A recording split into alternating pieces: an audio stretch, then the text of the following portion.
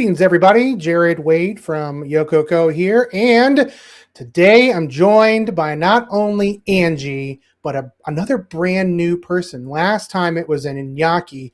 This time we have Ray van Hilst. Everybody's excited. I'm pretty positive the world has stopped turning for this next 30 to 35 minutes, just so we can focus on Ray. Ray, introduce yourself. Tell everybody who you are, what you do, what your favorite dad joke is. My favorite dad joke. Okay. Hey, my name's Ray van Hilst. I'm VP of Strategy here at Yoko Co. And favorite dad joke. I put you on the spot. You did put me on the spot. If you can't think of it, I'll have Angie introduce herself, and then I'll come back to you. All right. I have to look it up because I texted one to my kids. Okay. You look that one up. Angie, introduce yourself. Let everybody know who you are. Yes, I'm already eager to hear the dad joke that Ray comes up with. Hey everybody, I'm Angie. I've been on one of these before with Jared, always a really good time. I'm the Director of Client Impact at Yoko Co, and I get to talk about all the fun website things. And outside of work, I love music and I love horses. So if you meet me outside of work, we'll probably talk about horses and animals in general. So yeah, that's me in a nutshell. Love it. Ray, have you got your dad joke ready? I did. Okay. Why does it feel so good to go to the aquarium? Why? All the endorphins. Oh. All right. That'll do.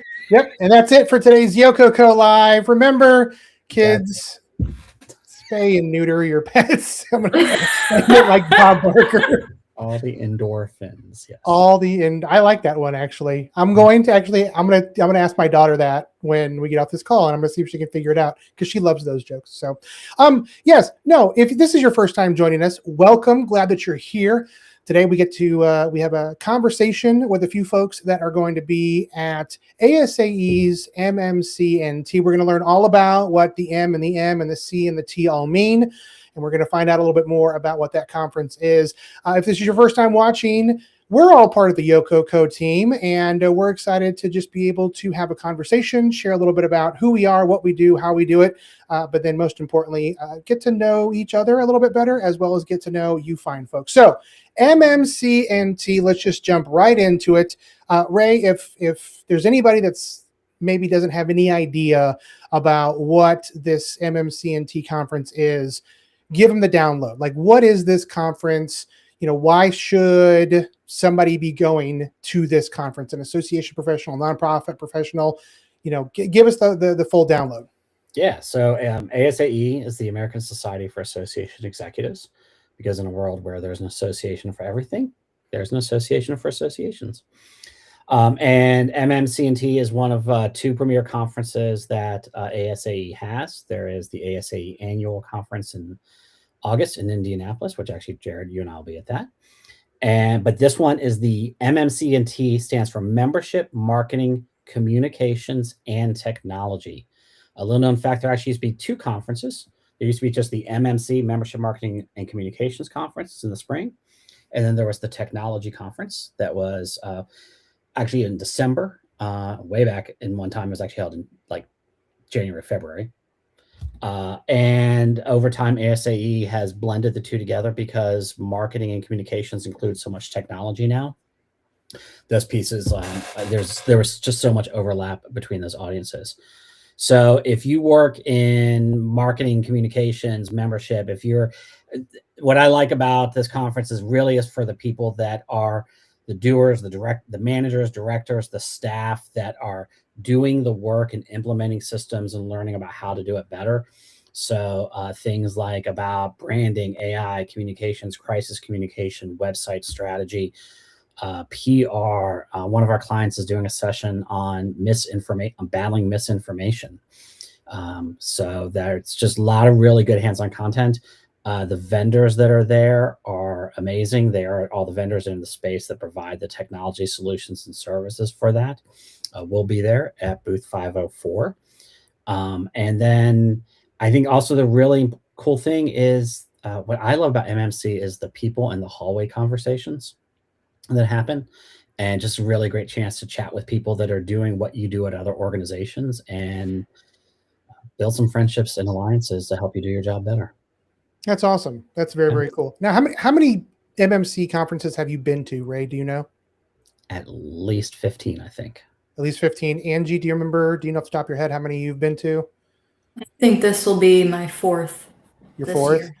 All right, I'm going to put you both on the spot for just a hot second here. Looking back at the past conferences, it sounds like there's a really interesting and very cool dynamic between there's the education track and there's the information. Hey, you're going to learn about X, Y, and Z. But just as important as those relationships, those hallway conversations. Ray, you were just talking about, developing those deeper connections with other individuals. Looking at the information track specifically, and you look back at the last, X amount of conferences you both have been to, are there any education ones that have stood out that you were like, ooh, this was maybe ahead of its time, or this was just a really, really neat approach to an education seminar, and it's just always resonated with you, ever since? Kind of an open question to both of you. Well, I would say all the ones I did, of course. That's awesome. I think one that stood out to me, because one thing I really enjoy about the conference and the sessions in particular is how much you can learn, not only if you're part of an association going to learn, then bring things back to your association, but if you are part of an agency like we are at Yoko Co, learning about the needs of associations kind of from their shoes.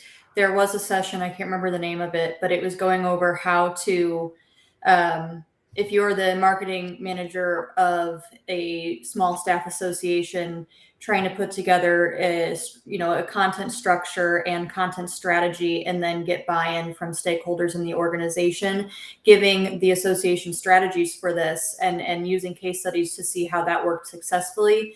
There was a lot of just open conversation and dialogue in that session. And really what I heard over and over again from the attendees were, people saying, yeah, I'm a marketing team of one and I'm having to manage all this content, and certain people inside of the organization, they want to hang on to these resources that are older or pages I'm not seeing accessed. And they were able to get feedback from the folks leading the session that I think were helpful to them. And so just observing that impact in real time was really beneficial. And I think in our conversations, it helps too, because, part of the website work is going through the content and understanding, the place they're coming from definitely helps us support them better. So I wish I could remember the name of that session, but yeah, it was a good one. And I think one that really stands out to me that, builds on that. TJ Peeler from Allegiance Group did one on web governance a few years ago. And it was, how do you manage, when you're a small staff organization and your team of one, how do you manage this inflow of all the requests that are coming in? Everyone like, I need this on the website, I need this coming through, or the communications pieces and stuff like that. That was a really good conversation about web governance, which is one of my passion topics I love chatting about. So there's that one. The team from the American Association of Endodontists that are one of our clients, Kim Fitzsimmons and Elizabeth Liskin, did one last year. They were just starting. Yeah, I think I went to that one. Yeah, they were just starting to do some of the misinformation stuff around how to battle that, and they were doing some of the work around. There's a myth that root canals cause cancer, and it's from a debunked research that was done, not even research, it was a debunked video that was done like in the 70s and 80s on anyway. But they're constantly battling this. So they did, and they've been doing some good work on that. As an offshoot of that, we're actually doing some work now to optimize their site for AI to combat that. So that comes up in the search. But anyway, so that was a really good one, because so many organizations that are speaking on behalf of their industry, they're going to face misinformation around what this thing does. And I think that's being ready to handle that. That's part of what communications is around those pieces. And I'd say I think the third category that always gets me excited is because we work in a technology firm. I'm a somewhat of a technologist. I'm a reluctant technologist. I'm a communications person first, but any of the marketing technology pieces, like using HubSpot, retargeting, and stuff like that, are always really powerful things, because I think those are techniques that don't always make it into association world, and most people working in association do not come from the MarTech background. They come from the marketing background, not the technology background. So it is a chance for them to catch up on that. You know, it's interesting. You talked about AI briefly, and if you look at the schedule, it looks like there's going to be a lot of conversations about AI, and I mean, that's how it goes. It's a popular subject, and it's a highly topical subject right now. So something to throw out to both of you, and just I'm curious to get your thoughts and opinions on this. As somebody who maybe this is their first time, or maybe they're getting feedback and they're getting a lot of different people from their organization, from their board, or from their upper leadership of, hey, we need to be implementing AI more. And coming to a convention like this, it sounds like it's going to be like drinking from a fire hose, and there's going to be a lot of information coming from great resources and great people.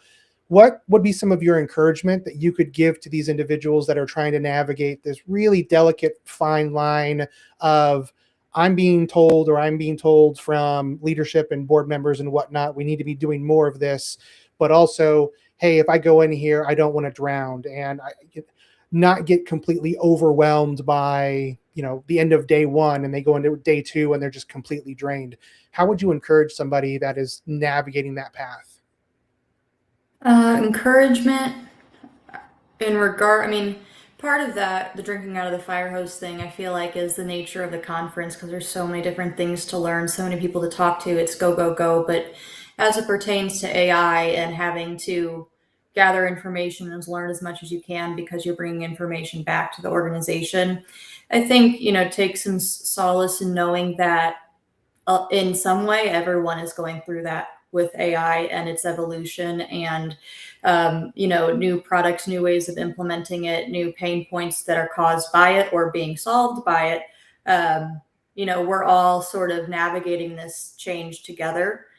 And I guess my other piece, not sure if it would be more encouragement or more advice, but I think going into the conference, if you know that AI is something that you're going to be spending a lot of your time investing in, and it will come up anyway in conversations or in a session or two or as part of people's questions, but understanding going into it, how you and your organization could benefit from it. That doesn't mean that you have to know the ins and outs of every single tool or the platforms or the systems. But if there are things in the day-to-day that you and your staff struggle with when it comes to the management of content or serving up content to your users, if it's reporting, if it's automation of something else, just thinking about those broad pillars will help you immensely. Because I think the problem we all have, even on the agency side, is there is AI for so many different purposes, and there are some tools that are beneficial, but some that may not serve a certain use case. And just like any other piece of technology, there's no use in just checking the box to check it. You want to make sure it's going to serve you well. So I think being intentional about it will help, I guess, contain the feelings of overwhelm, because you'll have some direction going in. I think what Angie said hits the nail on the head. If you are in a session for AI and you can't identify how this ties to your business needs, you're in the wrong session. Okay. So I think that is key. And I'll be honest with you, for the session we were working on, the session that I'm speaking on, and I was working with people, we were like, we need to put AI into this, don't we? Yeah, we got to put AI. So there's this pressure that as a speaker, if you haven't fit the words AI into your presentation, it's worthless. So now we did find a good way to work it in. It's natural. It makes sense. Yada, yada, yada. But I think the other important thing is, you have limited time at this conference.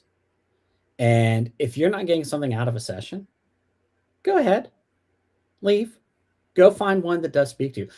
I personally don't mind when people walk out of my session. They're like, yep, I'm good. I'm going to go find something else to go attend. You have limited time here. There's a bunch of sessions going on. If you're not getting what you need, go find one that does have what you need and spend your time there. I personally am okay with that. And I think it's an opportunity that, and then you can always follow up with the speakers, and everyone are going to be around afterwards. You can find them, you can walk up and have conversations, say, hey, I had a question about, you said this. Can you explain what you meant by it, and go from there? Yeah, and we're going to be talking about your session here in just a little bit. But if I remember correctly, you're one of the, I think, very few presenters that actually encourages people to very loudly say, "Hey, I'm good. I'm leaving," in the middle of while you're presenting. Correct? Yeah, you can even drop the mic and take Yeah. trombone. Walk up, kind of Walk move you up. off to the side, and say, Yeah. "Hey, Yeah. I'm Good, out of I'm here." out of here, Ray. Let's Yeah. announce to the world. Sure, totally. Yeah. That was a joke, by the way. So if anybody is watching this and they're like taking a note, like, all right, I need to push Ray out of the way. You don't need to do that. You don't have to do that at all. From an education side, I think that's fantastic. I want to talk about the other side of the hallway, so to speak, which is the hallway conversations that you both have mentioned several times while we were talking now and beforehand, that those are just as valuable as the education tracks. So I'm going to put you both kind of on the pedestal, so to speak, here, and I'm going to kind of play devil's advocate to a certain degree and say, hey, I'm a schedule guy. I like having everything written down. I know I'm going to be in this room, and you're telling me to go against the grain from what I'm used to, which is going and getting as much of this in as possible. The hallway conversations feels a bit more loosey-goosey, or it feels a little bit more flexible, which is not my normal style. How would you convince me to maybe take that approach of embrace those hallway conversations?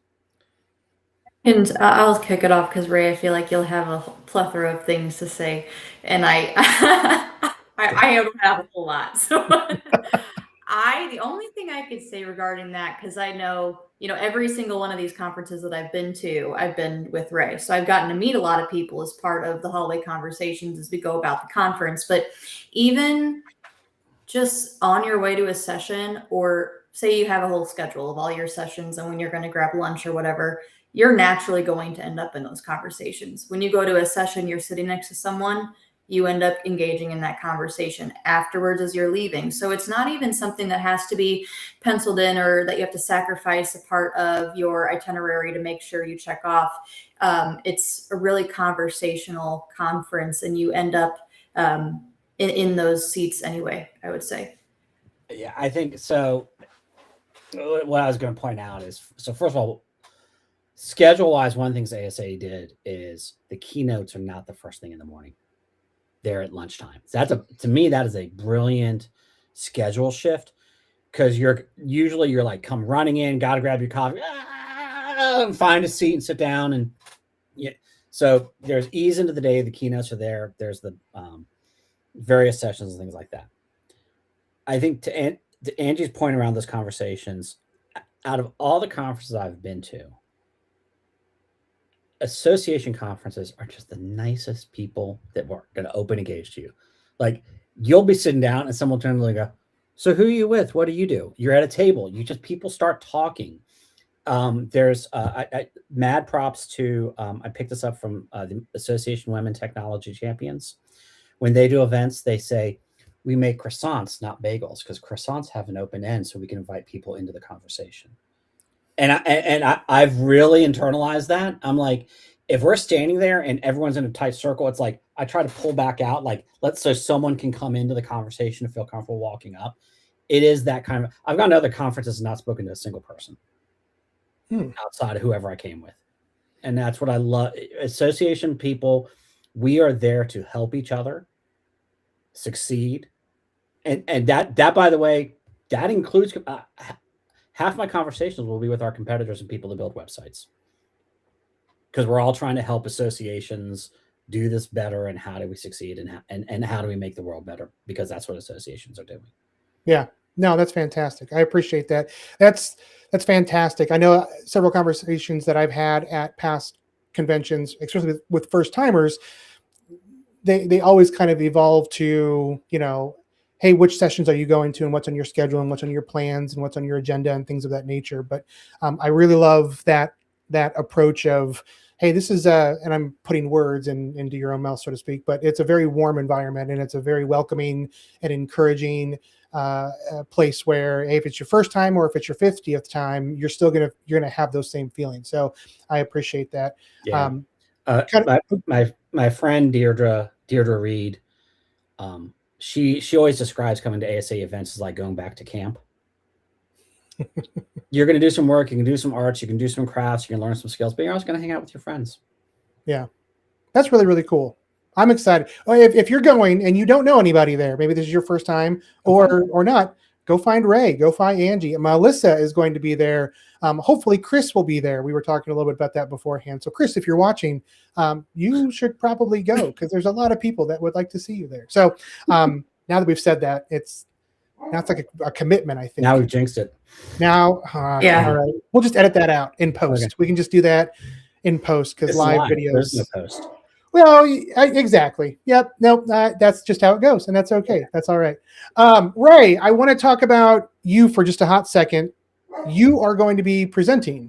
Can you give us a little bit of a teaser, a little behind the curtains peek on what you're going to be presenting on? I know that you are presenting with a couple other folks, but give us the 10,000-foot view. What is this session going to be about? Yeah, so the session that I'm speaking in is called the Ultimate Website Redesign Survival Guide, Insider Tips from CMS Experts. And it is actually a panel discussion with myself, Amanda from Sandstorm Design, Dan from Results Direct, and Dave from Matrix Group.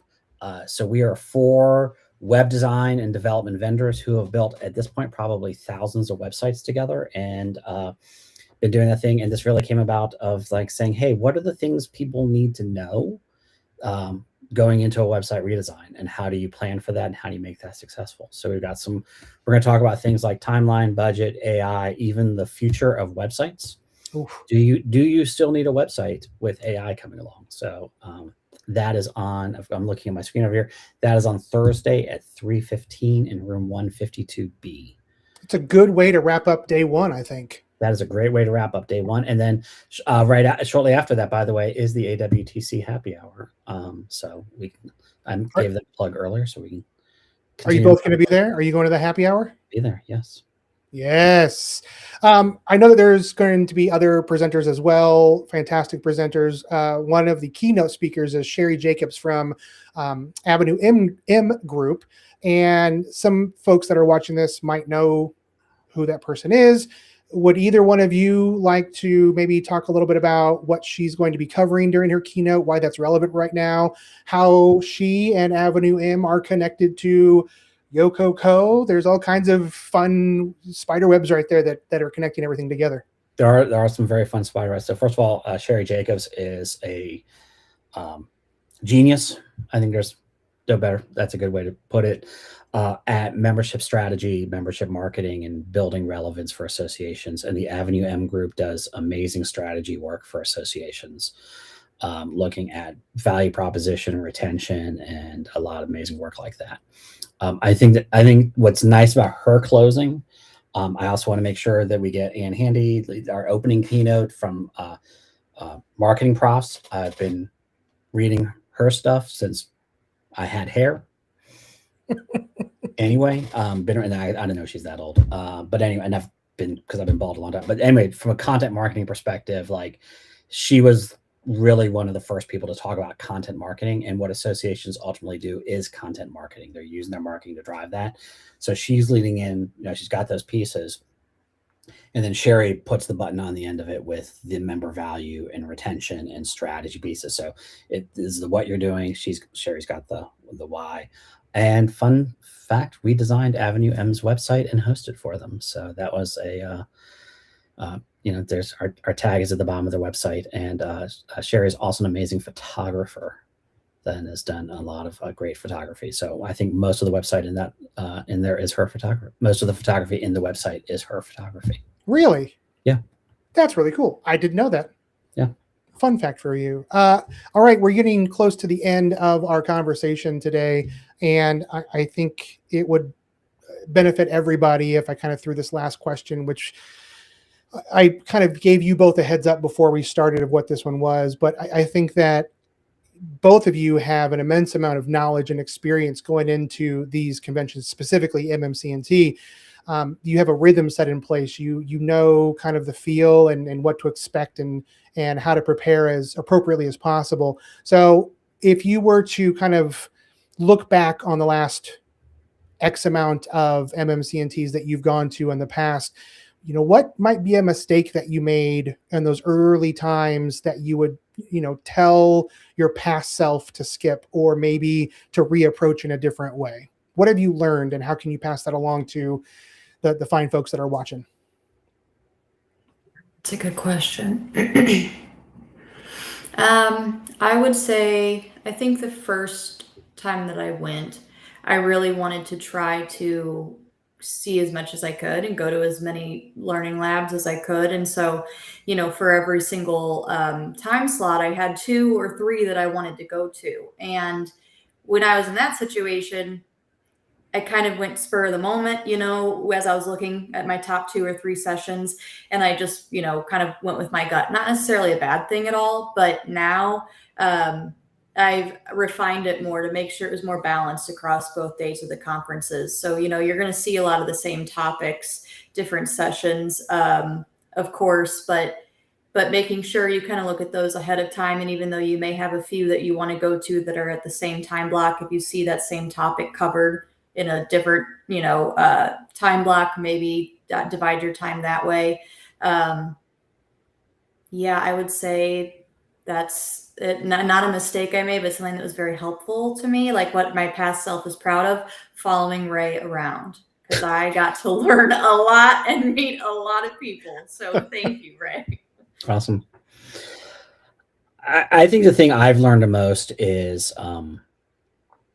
take advantage of this time. Be intentional and be in the moment. It's only 2 days.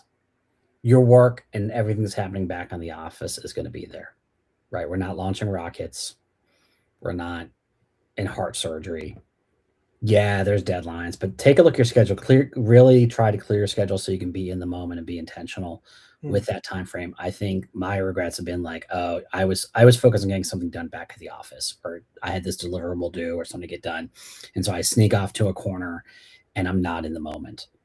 That removes that removes you from the conversation and removes you from the learning, and at that point it's just working from a different location.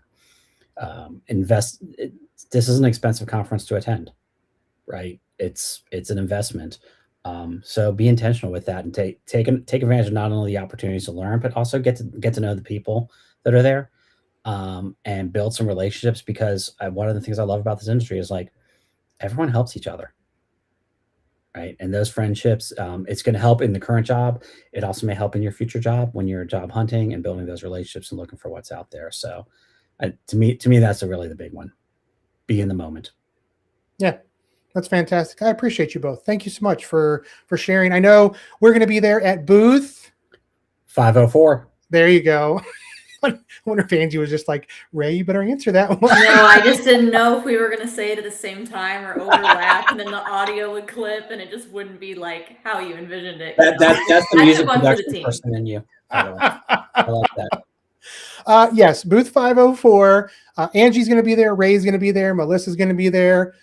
Chris is going to be there. And we're really excited. We've got actually some cool giveaways. We're going to be doing, we're going to be giving away 5 accessibility snapshots. So all you have to do is stop by the booth, drop in your business card. We've got stickers. We're going to be giving away stickers, which is really exciting because then you can put them on your...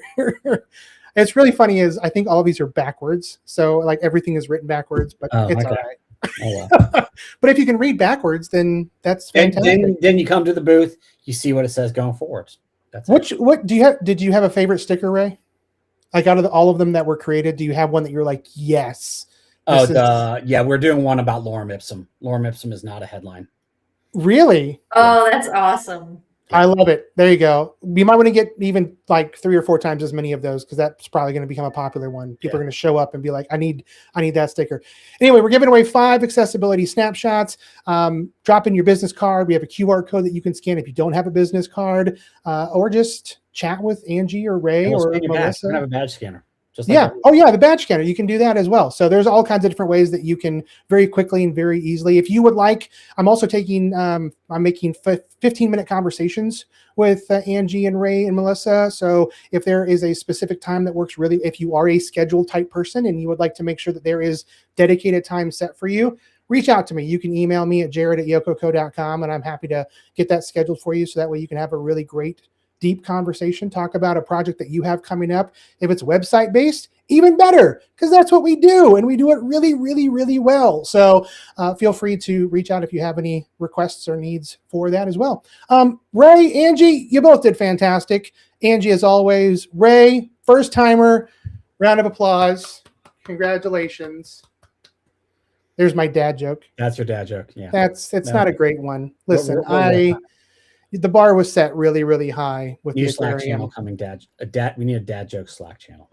Dad joke Slack channel. That works. All right, Angie, Ray, thank you so much. I appreciate both of you. If you are watching this, hopefully we will see you in Washington, D.C. on May 28th, 29th. 29th. Hey. I had to look at the calendar. I was like, oh, what is that? I just like that you both said it. It's next week. Oh, It's next week. That's right. All right, everybody. Great. Be safe, be well. We'll see you next time. thank you. Thank you. Bye. Bye.